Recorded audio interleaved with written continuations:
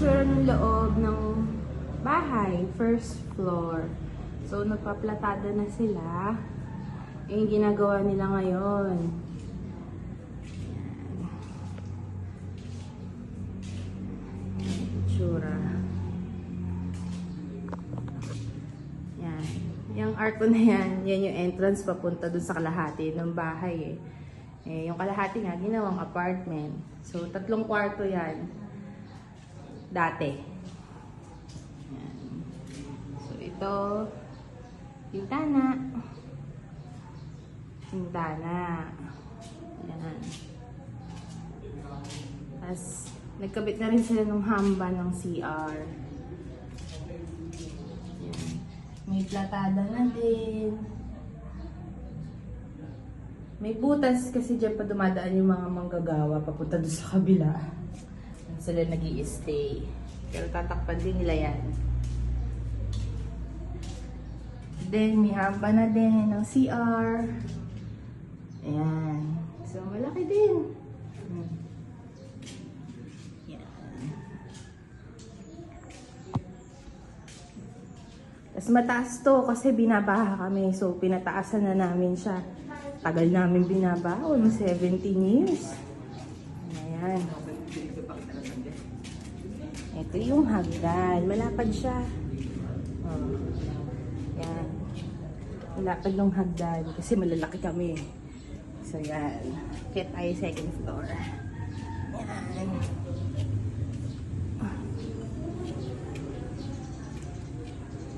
Yan. Maliit lang din to. Yan. Sa picture ng second floor. Bintana. Ayan. Tanaw mo yung mga kapitbahay namin. Ayan. So, ito CR. Pag akyat mo ng hagdan, CR. Konting lakad CR. So, ito yung pangatlo. CR sa taas. So, medyo malaki siya. Ayan. Kaya lumiit yung kwarto namin Kasi, may CR dito sa taas. Tapos, labas ka konti. Ito na yung kwarto namin. Yan. So, mas maliit siya compared sa dati naming kwarto. Pero malaki to kung walang CR. Pero mahirap pag walang CR sa taas So, yan. Ayan. Bintana. Overlook dito sa kapitbahay namin. Bintana din dito para pasok yung hangin.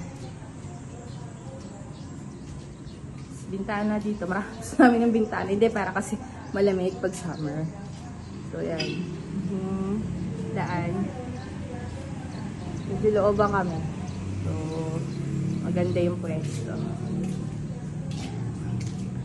So, tayo dito sa free space. Ito yung tambayan.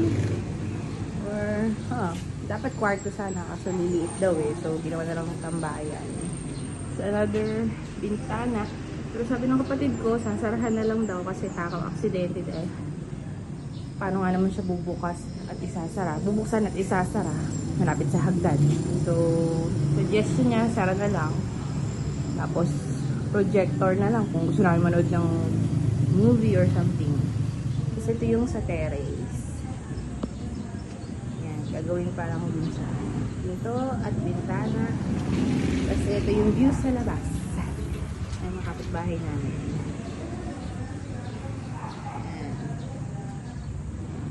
Ganito sa Bulacan.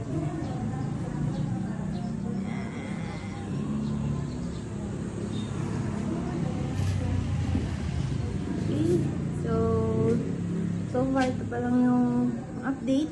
So, pag may progress na uli, update ko kayo. Thank you! Bye-bye!